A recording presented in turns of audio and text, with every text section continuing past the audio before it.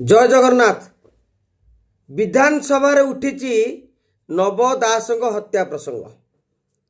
विजु जनता दलर विधायक व्योमकेश राय कहते विजु जनता दलर सरकार अमल रे मंत्री नव दास को हत्या करागला। बीजेडी अमल रे क्राइम ब्रांच तदंत करागला, दोषी को गिरफ करागला।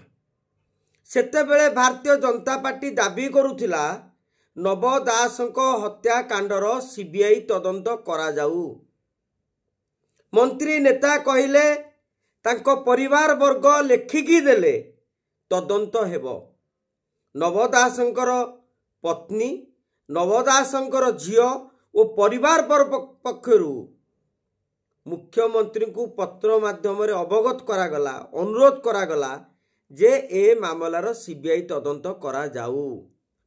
विजु जनता दलर प्रश्न हेउची जदि भारतीय जनता पार्टी सेतेबेले सीबीआई तदंतर दाबी करुथिला, दलर नेता माने दाबी करुथिले, ताहले एजाए सीबीआई तदंत पाई सरकार को पक्षरु काहेकि सुपारिश करा जाऊ नहीं।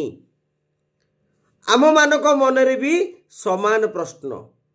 आपण मानकर मने थिबो सेतेबेले जयनारायण मिश्र हुंतु, प्रदीप पुरोहित हुंतु दाबी करुथिले जे नव दास को हत्या करा जायछि, या पछरे एक षडयंत्र रहिछि, राजनीतिक षडयंत्र।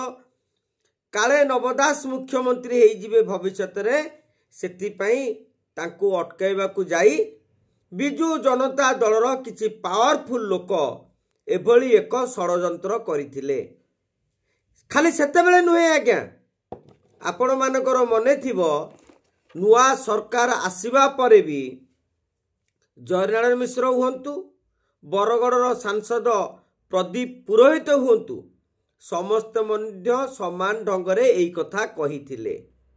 तेणु बीजेडी वर्तमान मुख्यमंत्री कोर्ट को, भारतीय जनता पार्टी सरकार को, राज्य बीजेपी कोर्ट को बॉल छाड़ी।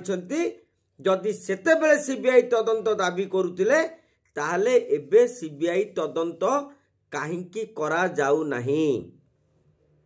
पुणी थरे नवदास प्रसंग कड़ लेउटिया थिया बेले वर्तमान सरकार की पदक्षेप नौछंती ताहा उपरे समस्तंकर नजर रहिबा स्वाभाविक। एवं आमे मध्य अनेक साधारण लोक भी अपेक्षा करि रहिछंती जे नव दास को हत्या पछर असल कारण कौन, षडयंत्र हेइथिला कि नाही। जेहेतु क्राइम ब्रांच से दिग को जाई पारि नाही, सीबीआई तदंत हेले यार मोड़ बदलिबनी तो। एभली जो असमाहित प्रश्न रही सरकार एने कौन निष्पत्ति नौछंती ताहा उपरे सारा ओडिशावासींकर भी नजर रही।